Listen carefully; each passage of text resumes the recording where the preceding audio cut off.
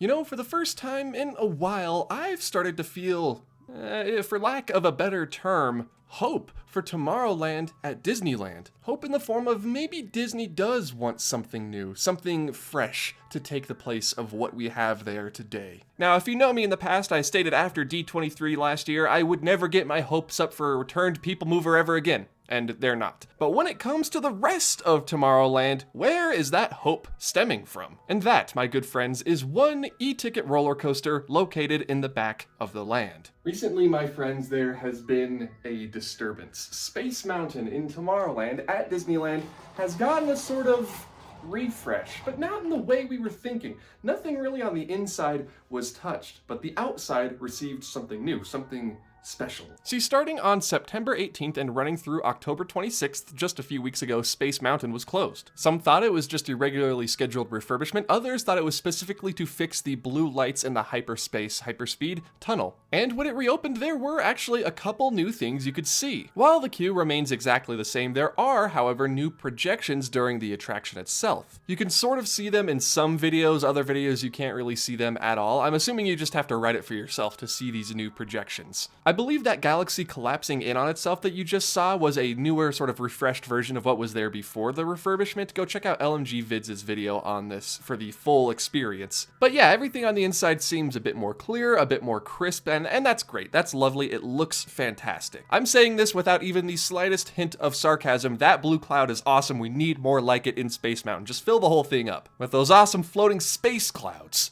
Whoa, look at that, I'm teleporting in through the power of editing. The outside, on the other hand, remained mostly the same. During the day, it's just that beautiful white Space Mountain with the spires reaching toward the sky that we all know and love.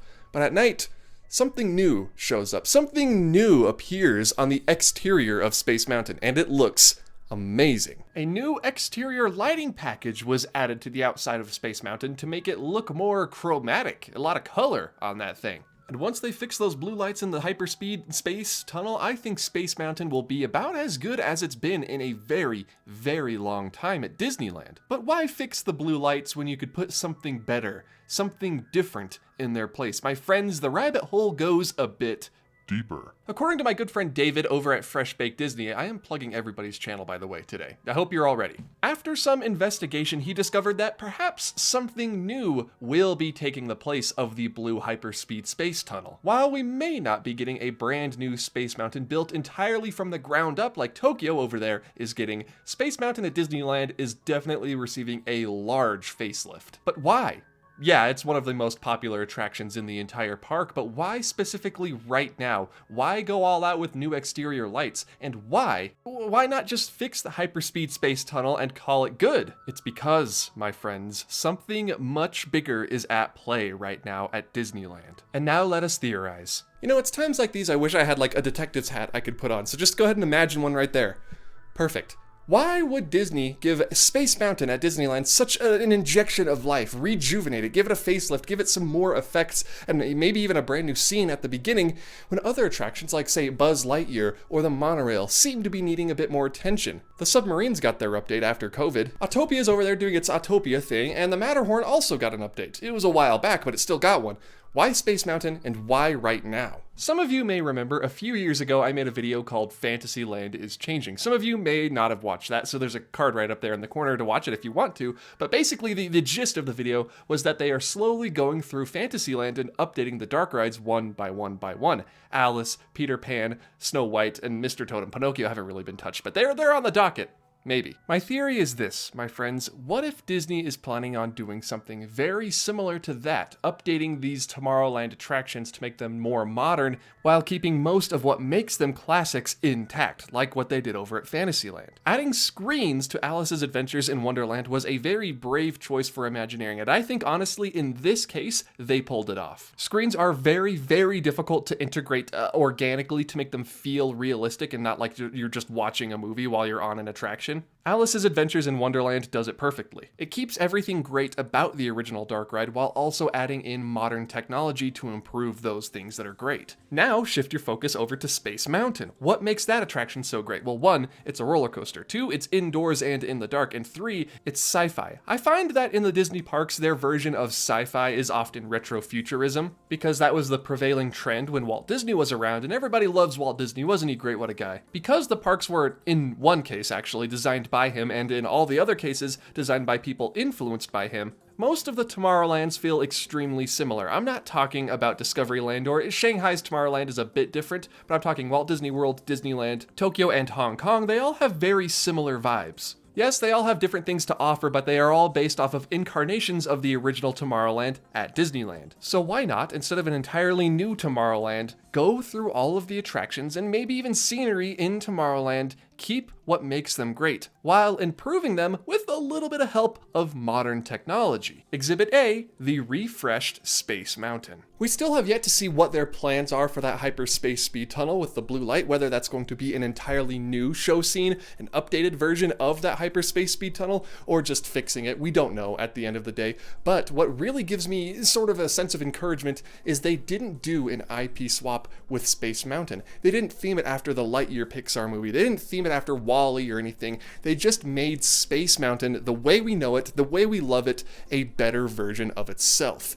And that is what I believe they are going to be doing for the future of Tomorrowland. Now, would I prefer an entire facelift, take out everything except for Space Mountain, rebuild the People Mover, and do brand new attractions, throw Tron in there? Obviously, yes. But you gotta make do with what you got. I'm gonna call it new-ish Tomorrowland, and I think the 2 attractions that have gotten this new-ish Tomorrowland attention have been the submarines and now Space Mountain. And I think we all need to keep our eyes peeled for the next year or 2 years to see if Buzz Lightyear or Star Tours or even, dare I say, the monorail get any sort of attention at all, because I think it's highly possible. I don't think we're gonna get a whole new fleet of monorails, by the way, just as something is going to happen.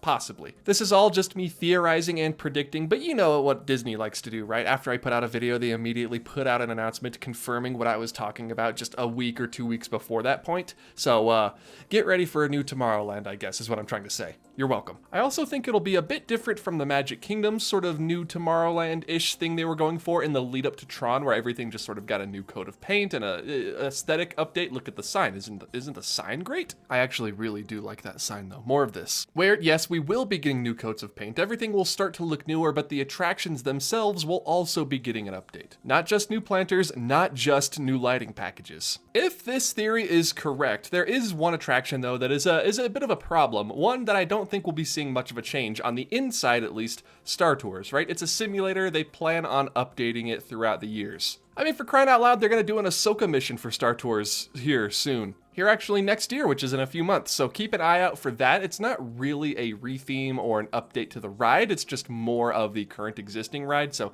Star Tours, you can, I guess, stay where you are for now. I really think something should take its place though. That being said though, with Star Tours out of the way, I do think Buzz Lightyear and the monorail and Autopia will be receiving something, anything, something a little bit extra. And don't worry, everyone. I know what you're all thinking. This will be done and completed by the time they announce a brand new Tomorrowland at D23 next year. So just, you could all breathe a sigh of relief. Oh yeah, and the Astro Orbiter. What are we going to do with you, Astro Orbiter? Are you going to stay there, or are you going to move on top of the People Mover station again one day? I don't know. If they are going for that sort of 50s, 60s retro futurism look, they could retheme it to be something more similar to the jetpacks over at Shanghai Disneyland. I know I've spoken about this before, but that is just a more futuristic, sleek-looking version of the ride. And I'm just going fully off track right now, talking about an entirely brand new Tomorrowland, but if they wanted to, they could keep the Astro Orbiter and build another spinny ride on top of the old People Mover station. Similar to Walt Disney World's version of the Astro Orbiter, you gotta take an elevator to get up there. It's crazy. And have that have the same seating style as the jetpacks over from Shanghai to make it a bit more intense, a bit more thrilling.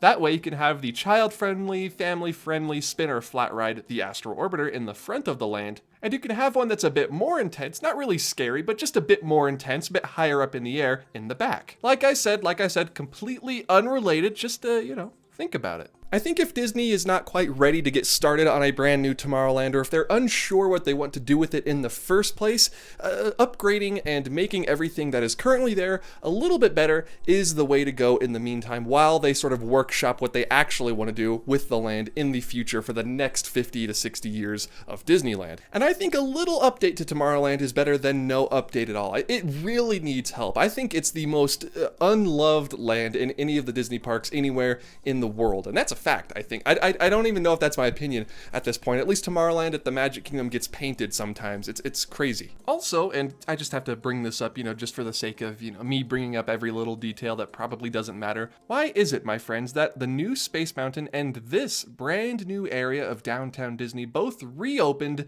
within very close time frames of each other? This new mid-century modern, almost retro-futurist-y area opened right across the walkway from the monorail stop, the only other one of which is located in Tomorrowland in Disneyland, my friends. Just something to think about, something to chew on. Now, I may be pretty good at predicting things, but it's not like I'm magical. It's not like I have a crystal ball that will tell me the exact outcome of things.